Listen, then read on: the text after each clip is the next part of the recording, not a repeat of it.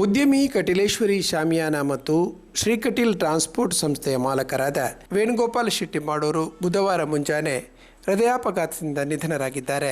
ಮೃತರಿಗೆ 57 ವರ್ಷ ಪ್ರಾಯವಾಗಿತ್ತು. 2 ದಿನಗಳ ಹಿಂದೆ ಚಿಕಿತ್ಸೆ ಪಡೆದು ಮಂಗಳವಾರ ಮನೆಗೆ ವಾಪಸ್ಸಾಗಿದ್ದವರಿಗೆ ಮಂಗಳವಾರ ತಡರಾತ್ರಿ ನೋವು ಕಾಣಿಸಿಕೊಂಡಿತ್ತು. ಆಸ್ಪತ್ರೆ ಸಾಗಿಸುವಷ್ಟರಲ್ಲಿ ದೇವರ ಪಾದ ಸೇರಿದ್ದರು. ವೇಣುಗೋಪಾಲ್ ಶೆಟ್ಟಿಯವರು ಹಲವಾರು ವರ್ಷಗಳಿಂದ ಶಾಮಿಯಾನ ಮತ್ತು ಬಸ್ ಉದ್ಯಮ ನಡೆಸುತ್ತಿದ್ದರು. ಮೃತರು ಪತ್ನಿ, 2 ಮಕ್ಕಳು ಹಾಗೂ ಅಪಾರ ಬಂಧು ಬಾಂಧವರನ್ನಾಗಲಿದ್ದಾರೆ. ಉಳ್ಳಾಲ ಬರಿಕಿಗುತ್ತು ಫ್ಯಾಮಿಲಿ ಟ್ರಸ್ಟ್ನ ಅಧ್ಯಕ್ಷರಾಗಿ ಈ ಗುತ್ತುವಿನ ಸಮಗ್ರ ಜೀರ್ಣೋದ್ಧಾರಕ್ಕೆ ಅಹರ್ನಿಶಿ ದುಡಿದಿದ್ದರು. 2024ರಲ್ಲಿ ಇಲ್ಲಿ ಬಹು ವಿಜೃಂಭಣೆಯ ಧರ್ಮನೇಮ ಸಂಪನ್ನ ಕಂಡಿತ್ತು. ಕರ್ನಾಟಕ ಸರ್ಕಾರದ ಆರೋಗ್ಯ ಸಚಿವ ಯುಟಿ ಖಾದರ್, ಸಂಸದ ಬ್ರಿಜೇಶ್ ಚೌಟ ಸೇರಿದಂತೆ ಹಲವಾರು ಗಣ್ಯರು ಸಂತಾಪ ವ್ಯಕ್ತಪಡಿಸಿದ್ದಾರೆ.